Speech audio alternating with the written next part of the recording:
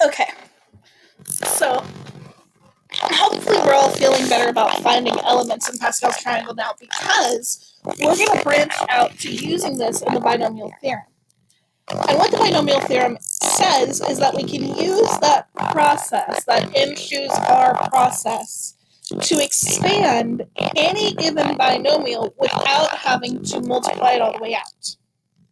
So let's take a look at an example.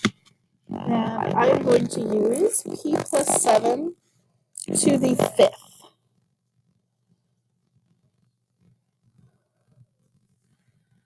Let me make this big enough that we can actually see what's going on. There we go. Okay. So I'm going to find p plus 7 to the 5th power.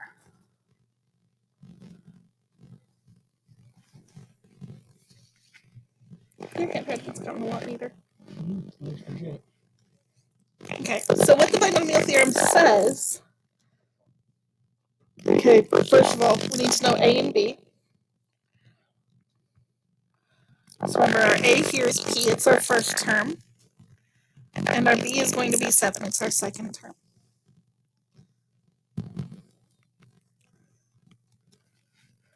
So what the binomial theorem says is that if we take 5 choose 0, a to the 5th, plus 5 choose 1, a to the 4th b, plus 5 choose 2, a cubed b squared, plus 5 choose 3, a squared b cubed, plus 5 choose 4, a b to the 4th, plus 5 choose 5, b to the 5th. This will expand any binomial to the 5th power.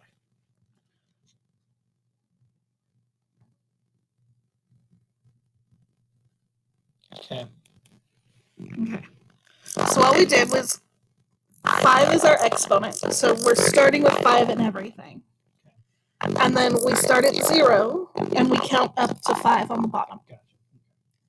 And then our a's start with what we call, this is our n. So our a starts with our n, and it counts down until it's gone. So we have 5 of them, 4, 3, 2, 1, and then they're gone. B starts at 0, and then counts up to 5. So there's none of them. And then 1, 2, 3, 4, 5. Good. Okay. So how does this relate to our problem? Well, our A is P, and our B is 7.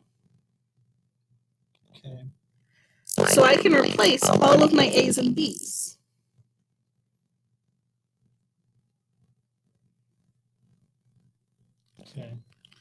Okay, so I'm going to start there. I'm still going to leave the n choose r. I'm still going to leave that 5 over 0, 5, 1, all of that. I'm going to leave that for right now. I don't want to mess with it yet.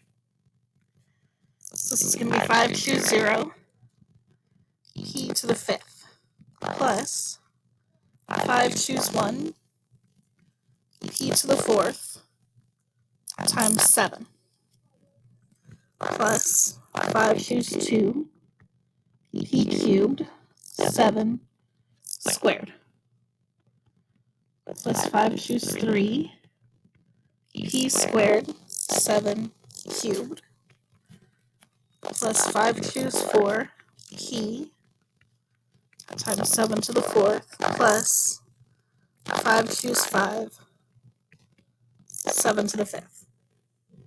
Okay. Okay, so we just replaced our A's and our B's. Yeah. Now there are 2 of these parentheses that we can get rid of, because in Pascal's triangle, every row begins and ends with what number?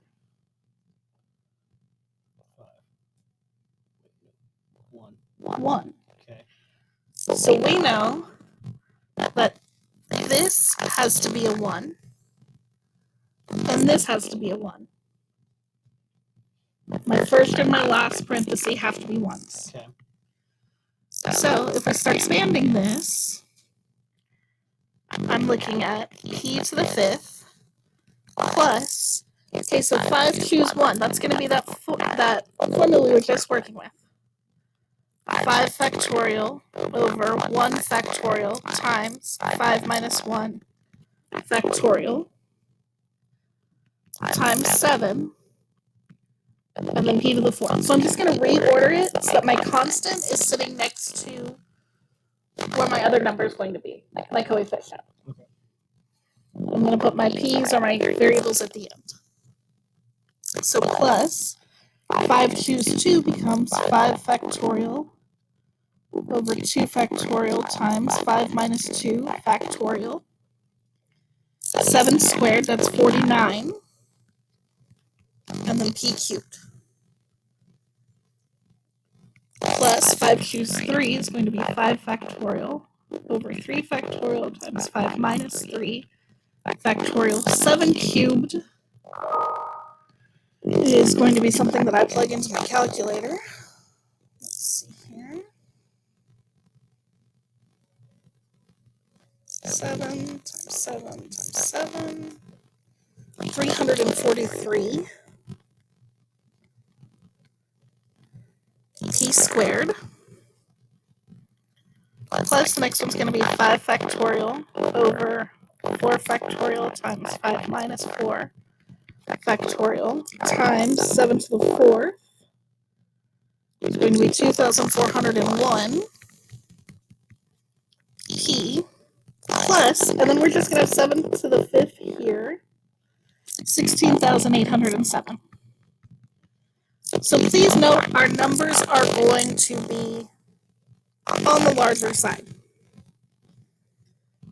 So now we need to start getting rid of these fractions.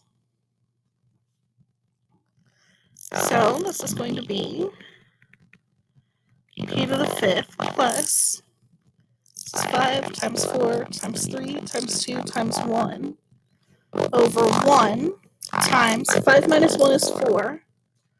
4 times 3 times 2 times 1. And then times 7 p to the 4th. So I'm expanding those factorials now. Which means if you're working this out on paper, it's going to take up a lot of space.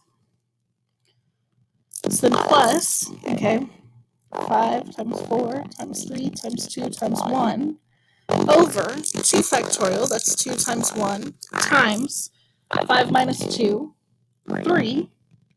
So 3 times 2 times 1. Okay. So this is times 49 p cubed. Plus, again, on top, I'm going to have 5 times 4 times 3 times 2 times 1 over 3 factorial is going to be 3 times 2 times 1. 5 minus 3, 2. 2 times 1 times 343 p squared. Plus, again, 5 times 4 times 3 times 2 times 1 over. It's going to be 4 times 2, no, 4 times 3 times 2 times 1. Good, and then 5 minus 4 is just 1, so there's just another times 1 there. But it doesn't really make any difference. Okay. Times 7 p to the 4th. No. No, it's squared.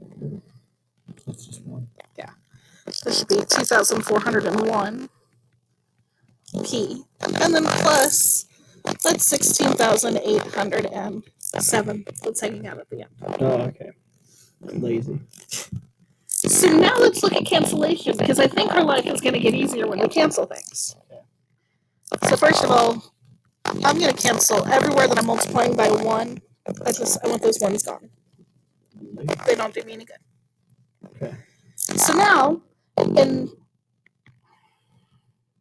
to go through term by term. So p to the 5th, I don't need to do anything to. Plus. Okay, well, 5 times 4 times 3 times 2 over 4 times 3 times 2. Hopefully we all see that our 4 times 3 times 2 cancels, and I actually just have 5 times 7 from outside p to the 4th. Plus, let's start canceling in the next one. 3 times 2 cancels. I'm left with a 2 on bottom, but I've got a 4 on top. So I'm going to turn the 4 on top into a 2. 5 times 2 gives me 10 times 49 p cubed plus, okay, again, my 3 and my 2 will cancel, and I can use the 2 that's left on the bottom to turn this 4 into a 2. And I'm left with 10 times 343 p squared plus, This one, the 3 is going to cancel. And the 2 is going to cancel. The 4 will cancel. good. It'll be just 5 times the 2,401 p. Good. And then plus 16,807. Yeah, that lazy guy. So now we just kind of clean up our multiplication in here. So this is p to the 5th plus 35 p to the 4th plus 490 p cubed plus 3,430 p squared plus 12,005 p plus 16,807. And now we have to add everything. No, we're done. Oh, we're done. Because all of our exponents are different, so we can't Okay. combine any of them. Okay. If we check this against my answer key real quick.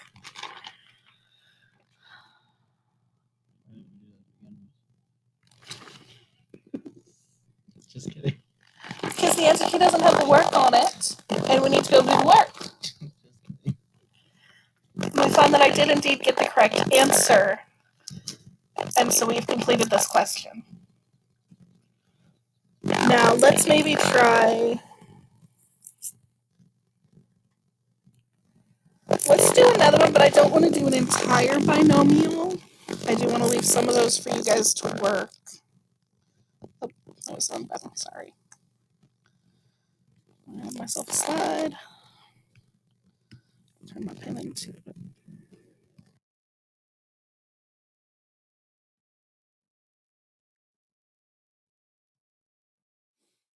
Okay, so let's just talk about real quick what this looks like if instead of trying to expand an entire binomial, we're just looking for one specific term in that binomial. Okay. So let's say that I am looking at, and I'm going to pick a slightly more complicated one. 3c minus 2d to the 10th power. And I want the 6th term.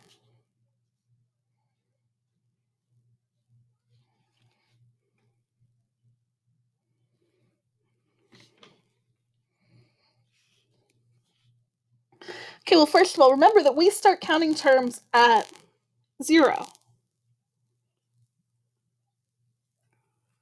So if I want my 6th term, my r is actually going to be 5. Okay. Okay, so for 6th term, r equals 5. So I'm going to take 10, choose 5. That's my n, choose r. Here, let me back up. There's an exact formula for this. Let me back up and give you guys the formula real quick.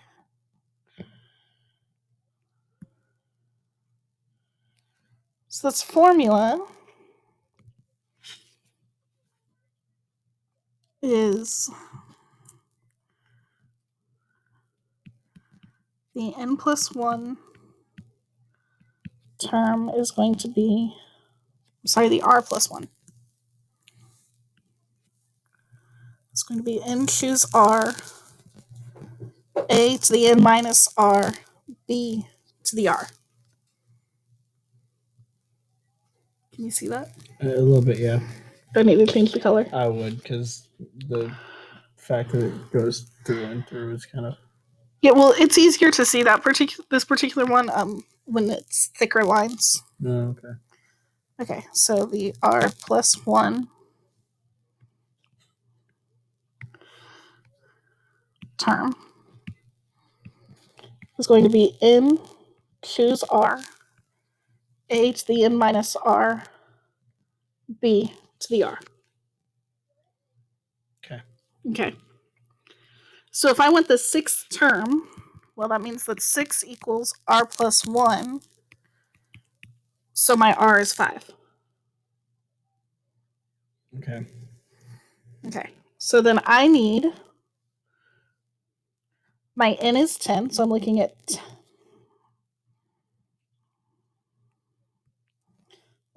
10.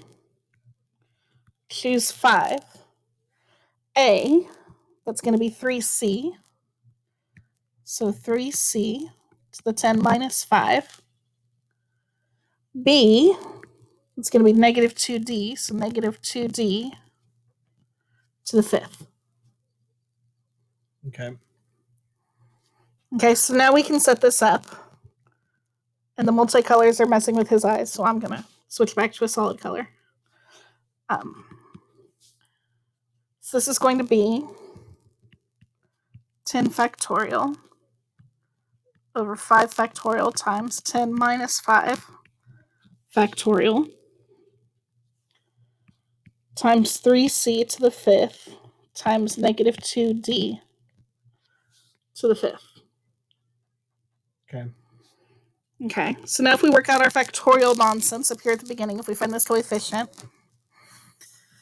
this is going to be 10 times 9 times 8 times 7 times 6 times 5 times 4 times 3 times 2 times 1 over 5 times 4 times 3 times 2 times 1 times 5 times 4 times 3 times 2 times 1.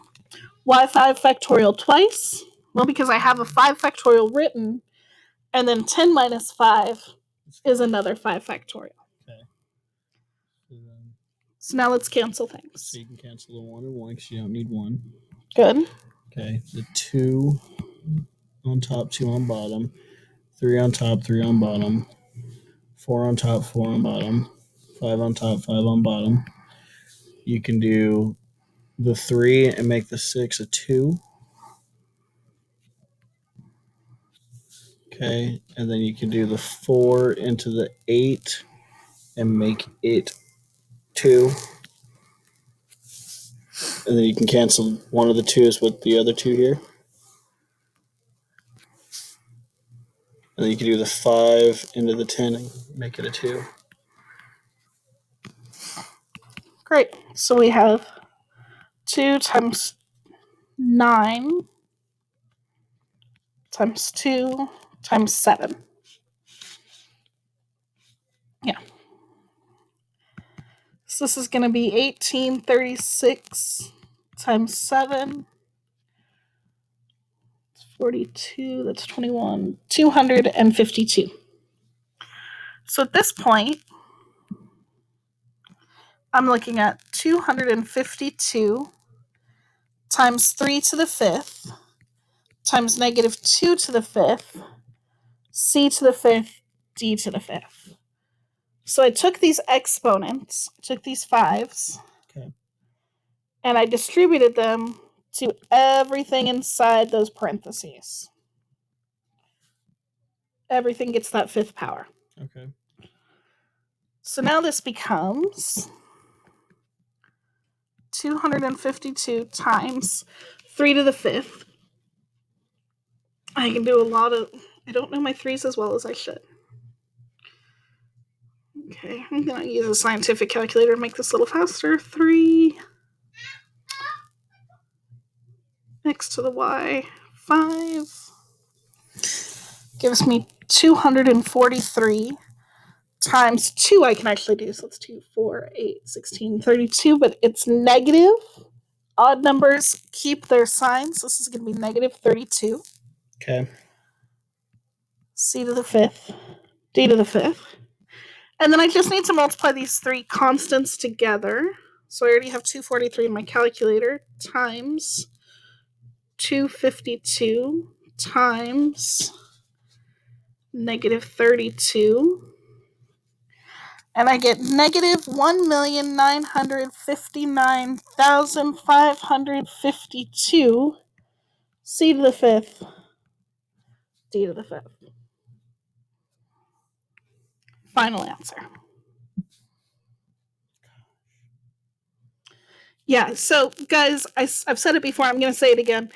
The numbers in this lesson get ridiculously large. Please, please, please use a calculator. The one on your phone.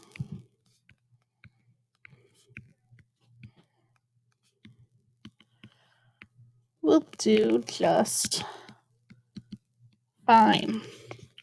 And in fact, let me look at mine. If you turn your phone sideways, there's a factorial button. Okay. As always, if you need me, send me an email, drop me a message on Google Classroom, send me a remind. Do I get a cookie now? I miss you guys.